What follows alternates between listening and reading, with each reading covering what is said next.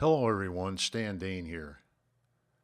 In our Exoneration of Lee Harvey Oswald program of videos, we've shown that the official case against Oswald is fatally flawed beyond any reasonable doubt.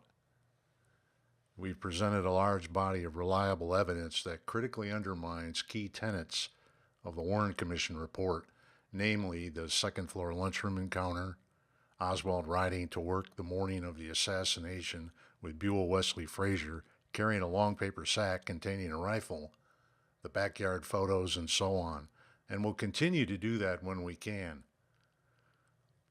In this video, we want to point out evidence that weakens the assertion that Marrion Baker entered the Texas School Book Depository immediately after the assassination in order to have his rendezvous with Lee Oswald in the second-floor lunchroom 90 seconds after the assassination, an event we demonstrated never occurred in the first to second series.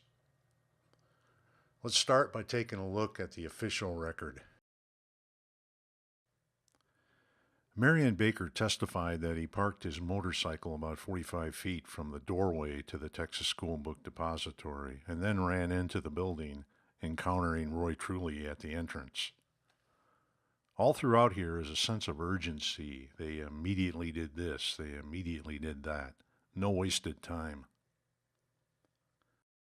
Roy Truly talks about the pandemonium after the shots. He talks about a screaming crowd of people, talks about how they surrounded him and bore him back to the entrance, evoking images of being crowd-surfed. In the process, he sees a motorcycle cop running, pushing people out of the way. Truly then says he catches up with him as he entered the lobby.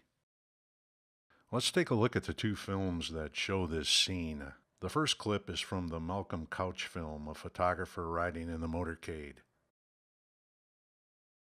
Looking again, we see a white-helmeted police officer running in the direction of the Texas School Book Depository.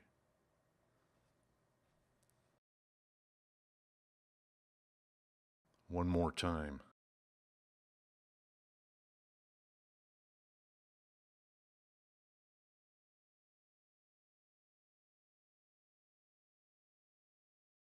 This clip is from the Darnell film that we've discussed many times in this series. Again, we see a white-helmeted policeman running toward the Texas School Book Depository.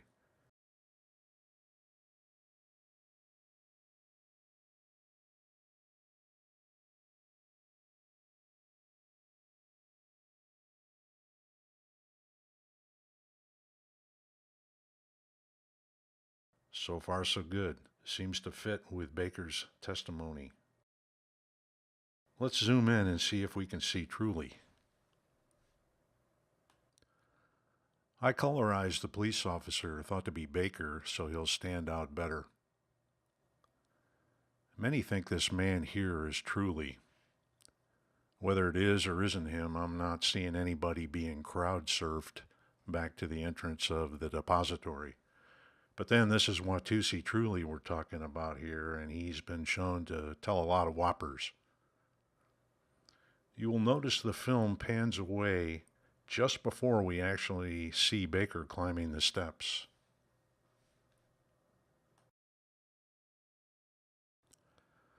So does Baker actually climb the steps? The official story says he did, but maybe we should adopt the attitude of Lex Luthor in the movie Superman.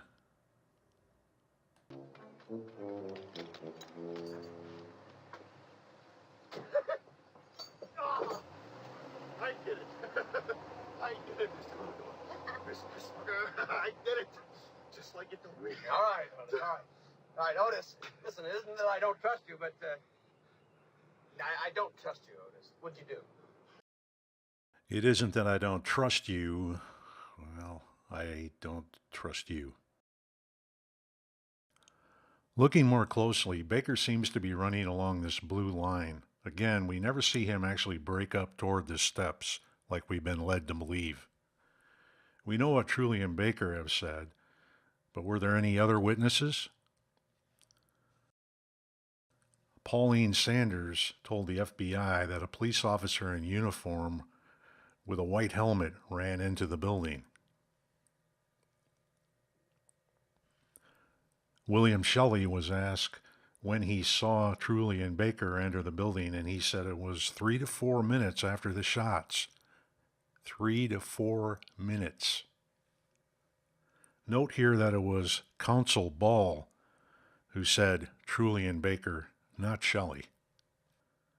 Bill Lovelady says he saw a policeman running into the building. The context here is more immediate than Shelley. Joe Molina stood on the top step of the entrance and stayed there for about 20 to 30 seconds after the shots. He didn't see a police officer with Truly. Beulah Wesley Frazier, also standing on the top step, saw no officer enter.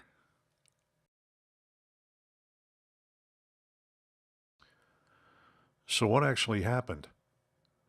Why didn't two guys on the top steps see a policeman enter? Did the policeman we see here, assuming it is Baker, did he enter the building as the film pans away? Or did he continue running along this blue line?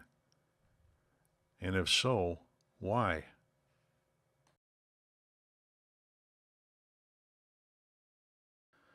On the afternoon of November 22, 1963, would it have been possible to confuse the Texas School Book Depository with the Daltex building right across the street? In this 1961 Dallas City Directory, we see the Daltex building, called Texmart, shown with an address of 501 Elm Street. We also see the Texas School Book Depository listed in the directory with the same address. Curious. Here's a map of Dealey Plaza showing the Texas School Book Depository highlighted in blue. Zooming in, we see the entrance marked in yellow.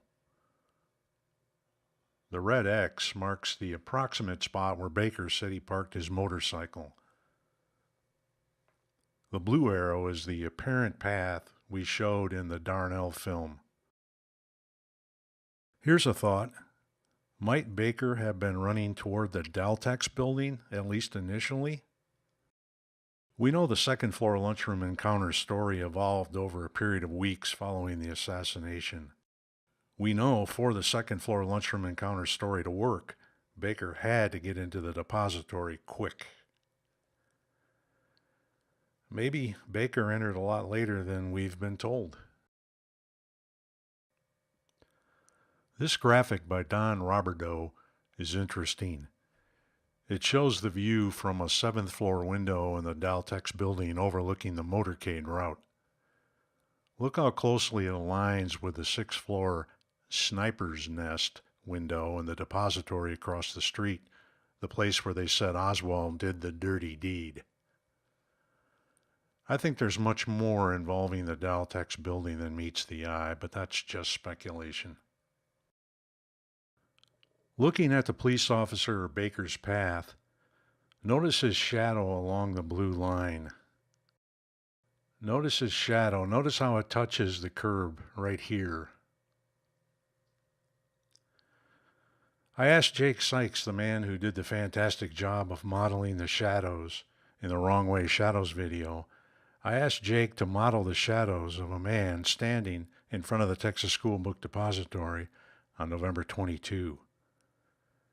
Jake uses sophisticated software to do this, and you can see the results here.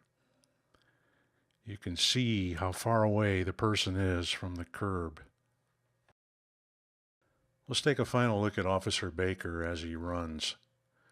You can see him stepping along that blue line, which seems to be the path he's on. And he gets to a point where you can see his shadow touching the curb, but he doesn't appear to break toward the entrance at all. He appears to be moving along the blue line. That's how I see it anyway. How do you see it? Again, what is the significance of all this? If Marrion Baker didn't enter the depository right away, but was delayed for whatever reason, it further undermines the second floor lunchroom encounter with Lee Oswald, not to mention raising a ton of questions along the way. I hope you found this video thought-provoking and helpful. This is Stan Dane, and as always, keep on rocking.